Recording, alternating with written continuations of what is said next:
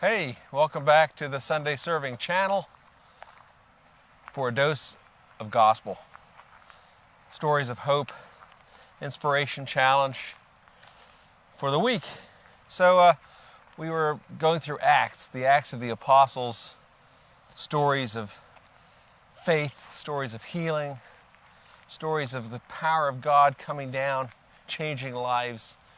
And the next chapter, chapter 11, is about Peter and Cornelius. That's a fascinating story of the vision that Peter had and Cornelius had of Peter coming, and of showing that God came for all people, for the Gentiles. But that's a long story, so we'll leave that one for another day. But right after that,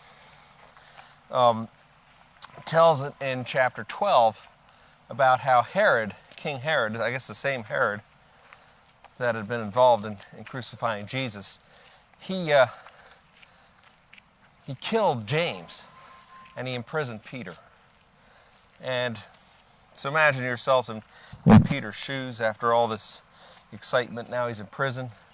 James, his fellow apostle, was killed. The church was praying for Peter. I love this story because it is a story of the power of God to overcome any obstacle, to free, to loose chains, if you have faith, if you pray. And if there's a gathering, a church, a praying church has incredible power in this world. So here we go. Acts chapter 12. When Herod was about to bring Peter out, you can hear the machinery of the prison going on there.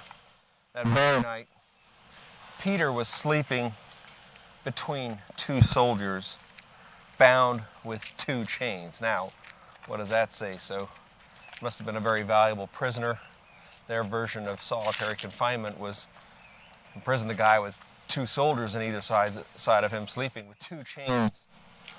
And sentries before the door were guarding the prison.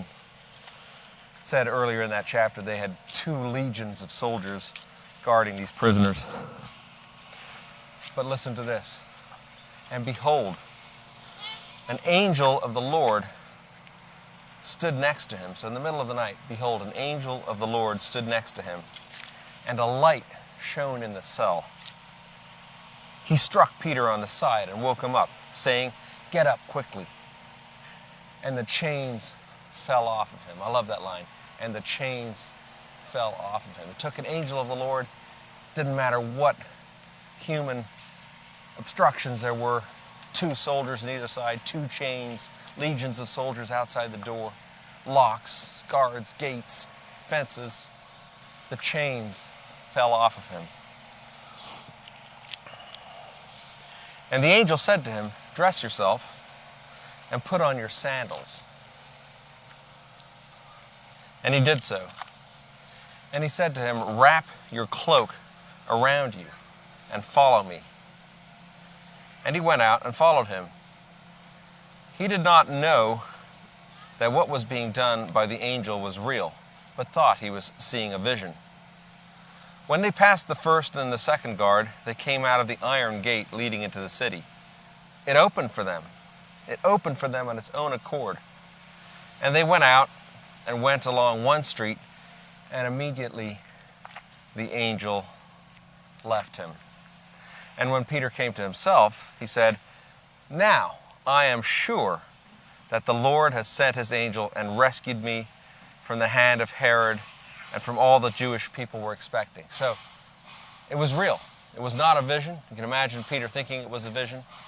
But isn't that amazing? The power of God to free, the prayer of the church in the most dire of circumstances. It doesn't matter what's happening in your life. You could be imprisoned in all kinds of things. Drugs, violence, problems at home, work, or in prison. And Peter was in prison because he was witnessing to Jesus. And they wanted to kill him. But the angel of the Lord, his faith, the prayers, the chains fell off of him. The door opened by itself. He was freed to continue the work of spreading the good news, of praising God. That can happen to you. That can happen to me. What a powerful story. What a hopeful story. So God bless you. Have a wonderful week, and we'll see you again next time.